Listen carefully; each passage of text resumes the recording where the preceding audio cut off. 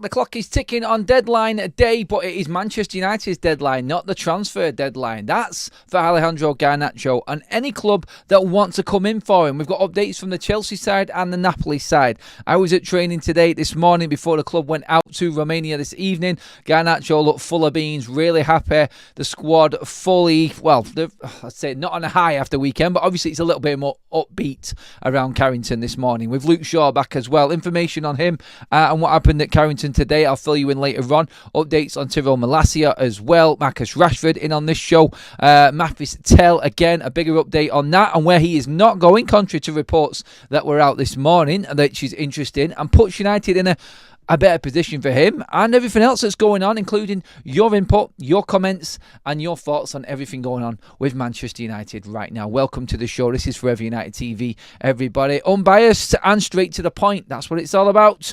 But we do give you your chance to have your say as well here on FUTV. So make sure that you do get in to them comment sections and get commenting, please. If you are not in there, it's probably because you're not subscribed. You do have to be subscribed to get into the chat. So hit the subscribe button, bell notification as well to keep up to date with all Manchester United content.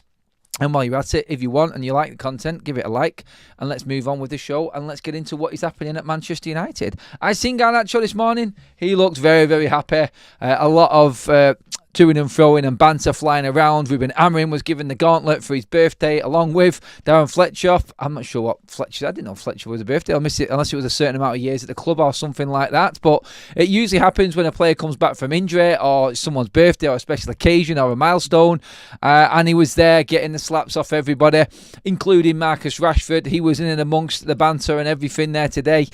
I don't know if he gave Ruben a harder slap on the way through that gauntlet. I didn't catch that bit, but I was just happy to see Manchester United's squad looking big. And yeah, there are players in there that might not be there in 5 days' time, but still, actually having a really good injury record this season has been huge for Manchester United. And of course, like I said, we'll talk about Luke Shaw later on. But Garnacho for now, you can see the headline going across the bottom of your screen, which is that Napoli hope to finalise a deal with Manchester United for Alejandro Garnacho in the next 48 hours. This has just come out in the last 10 minutes, in fact, from a source over there in Italy. And it's the Repubblica, I think it's called. It's a big one, big publication. And it is just off the back of the news that we got earlier on, which was Manchester United have set a deadline for anybody wanting to do business with the club for Alejandro Garnacho. So this, for me, and how you look at situations like this, if this indeed is a deadline that's been set and the door is closed on the Garnacho situation, we will see if they manage to hold on to it. But what I mean by that is, say Friday comes around, 48 hours have passed and nothing has been done, no one's put an official bid in. If someone comes in on Sunday, for instance, with the maximum amount of money for Garnacho, we'll see if it is 48 hours from today. And we'll see if United's resolve is tested on that side of things. I think they'll still find it very difficult to actually get to a point where they can just say no to every single offer that comes in. Because I still think over the weekend it's going to be very busy. Of course, Monday is the deadline. 11 o'clock Monday evening is deadline day. And obviously all of the football that's going on this weekend, I think United have looked at that and said, right, okay, Friday, that's it. Get your offers in. These have to be official offers, not just contacts. United, as we know, have had plenty of contacts with both Napoli and with Chelsea over the sale of Garnacho. They want official, proper bids in for Garnacho. Otherwise, it is not happening. Otherwise, you are not going to be able to even get the player even at a decent price. That's what's being said, and that's the stance that United have taken. I just feel like this is to prompt teams into actually coming forward a little bit to see where they're at. And I think if United gauge how far off they are, if they're £5 or £6 million off, I don't think United come to the table. This is £5 or £6 million off Manchester United's valuation of Garnacho.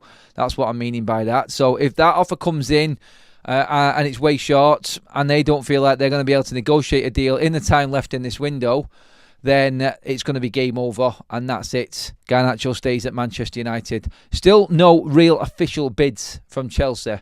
We know that there's been one in from Napoli, but it's come way short. If they don't up their bid, then they're not going to get anywhere near him. Adniemi to need a back to prompt a bit out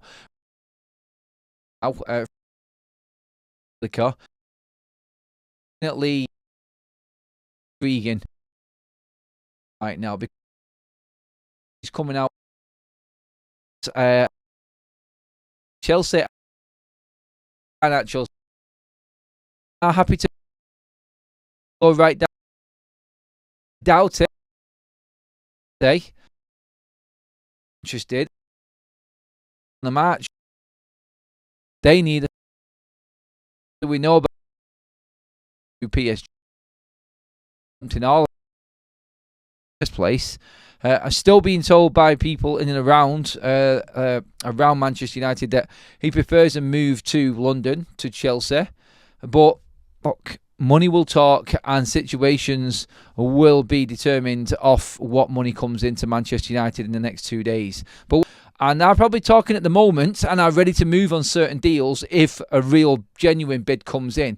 So if United feel like they are close enough to what they want and that can be negotiated in, they can set the ball rolling with what they need to do in bringing another forward in case Garnacho leaves. So we're talking about forwards that are available and so many other clubs needing a forward. For instance, that does take us into the Mathis Tel situation from Bayern Munich. Like we spoke about this morning, this is a risk-free transfer for Manchester United because Bayern are looking at the loan with option or obligation to buy.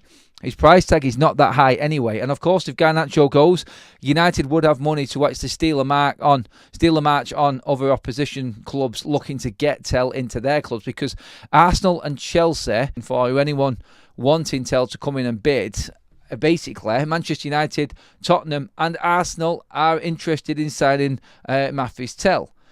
He has made it clear he doesn't want to join Chelsea because of the competition situation. He wants to play football.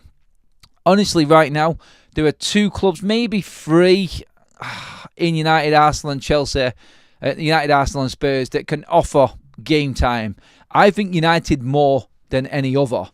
I mean, Tel can play as a centre-forward. He has played there before as a centre-forward. He is more normally and more on the wings, like we said this morning, but he is an option for Manchester United in a few different positions and has got a better chance of featuring Arsenal and in a few weeks' time.